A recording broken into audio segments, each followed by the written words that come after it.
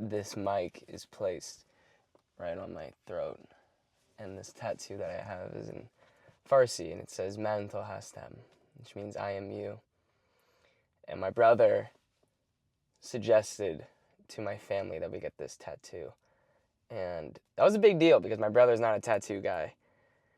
And I mean, I'm covered. And for him to be like, I want to get a family tattoo, I was like, holy fuck, yes, absolutely. And there's a Rumi poem where Rumi goes to his friend's door and he knocks on it. And the man comes to the door. Oh, you know what? Reverse. A man goes to Rumi's door and he knocks on the door. And Rumi goes, who is it? And his friend goes, it's me, so-so. And Rumi goes, I don't know who that is. Leave. And his friend is so distraught by this because this is one of his best friends. And he travels the world looking inside of himself, trying to understand what Rumi meant by this. And eventually comes back to his door and he knocks. Rumi goes to the door and says, who is it? And he says, I am you. And Rumi opens the door and he says, good, because there's no room for two. And it's cheesy and it's silly, but it's a beautiful, beautiful message of oneness. And in the poem, it is just Man to am, which is the shorter way of saying I am you, but Man to hastam is, it just, I don't know. It just feels better to me. And it looked more full and complete in the tattooing. But oneness in our body, in our health, in order for us to actually come to a position where we are meeting the world and meeting other people in a place of genuine service, of servitude, of being a servant on your path, you must be healthy for that.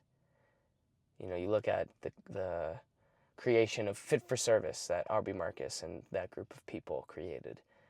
It operates under the premise of, now mind you, I have no idea what it actually is like because I've never attended it, but it seems great. And the premise from what they are selling, it seems that it is creating yourself to be not only physically, but mentally and spiritually fit to be of service. And there is a level to that where our health is reflected in everything that we do, not just the physical side of operating and moving, but down to our general life force and the energy that we give off when we walk into a room, when we meet people and reach out our hand and shake theirs and exchange names.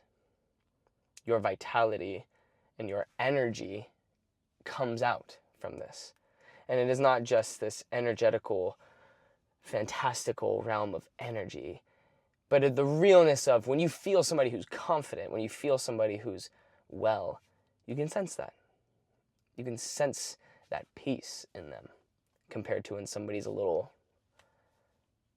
off, something's a little wrong. You can sense that. And that's not to say that it's anything bad being off. It's not bad at all. It's just you can tell the difference. And I believe to be a full service in our dharma, our path, and I genuinely believe every single human on this earth has a path. It may not look all glamorous and shiny like some. It may not be as difficult and as enduring as others, but every single person has a path. And the more well you are physically, mentally, spiritually, soulfully, the more you align yourself with that path and can show up for duty in a more whole way. The food that you eat, the sun that you feel in your skin, the movement and the way that you stress your body through your physical practice all create the harmonious version of you.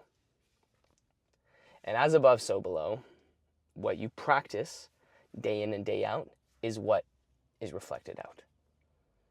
So are you actually embodying the fullest, healthiest, most vital version of you?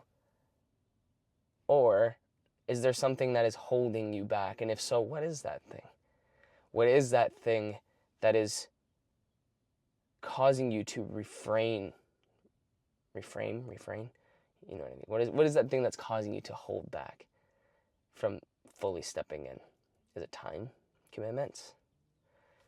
Is it family obligations? Is it any other thing that's going on? Because I'm going to be honest with you, it doesn't get easier. Your kids aren't going to get any younger. You're not going to get any younger.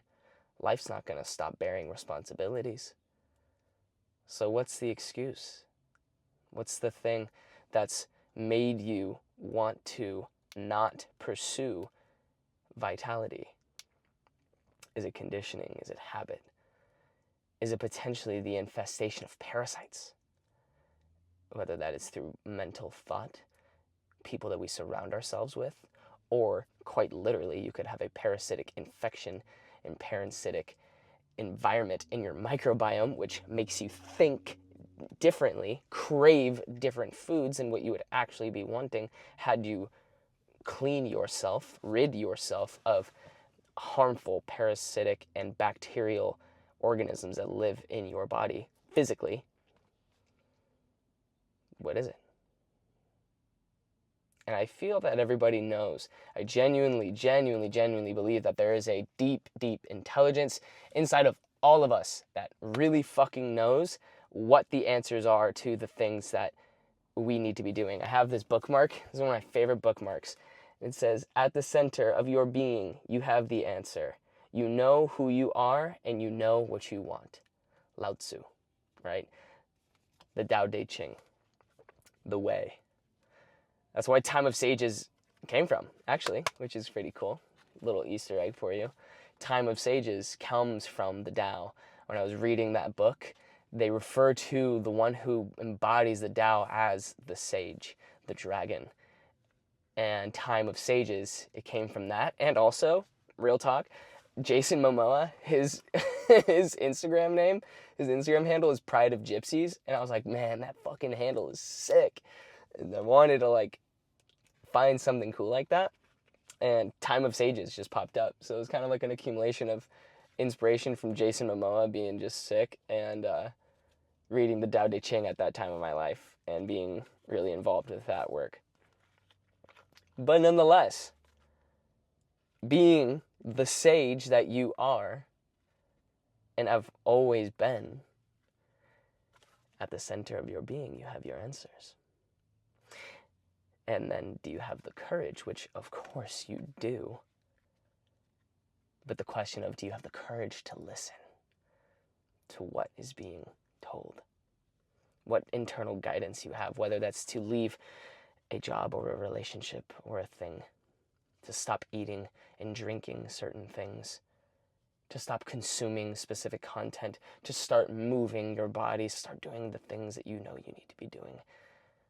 But for some reason you've convinced yourself that you don't have time or don't have the ability to do. It's all an illusion. You have the time. Your children will be better for it, for you making the time for you to move and heal your body. Your spouse and significant other will better for it. Your relationship will better for it. Your career will better for it. The world, as a byproduct of you being vital, will be better for it. And you know exactly what you need to do. Yes, I am a health and wellness professional. It is my job to help teach people how to do this for themselves, and it is something that, I'm happy to do for you as well. But ultimately, deep down, you have those answers.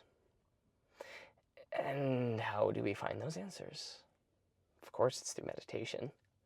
Of course, it's through silencing ourselves and getting a little quiet, journaling, reflecting, doing the things that we know we should be doing, but often we don't because we are silly humans.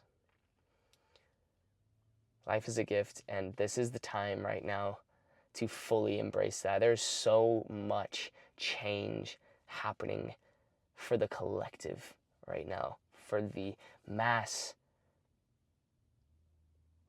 organism that we are as humans. Like, there is so much change happening right now for all of us, and especially for those who are awake enough, vital enough, aware enough to really feel that change, that the old can no longer be. The old must be acknowledged, loved, adorned, brought with into the new, but not in the sense of we are carrying that old baggage with us, but that we're integrating it and transmuting it, alchemizing it, bringing that base lead to gold into something better. You know what you need to do. You know that you being in your highest vitality is a reflection of that of your neighbor. I am you, man tal hastem. We are the same. Me being in my health is you being in yours. You being in your health is giving energy to mine. And we feed off of one another in that way. Just as negativity and illness can feed off of one another in that way also. God bless you. You have all of your answers.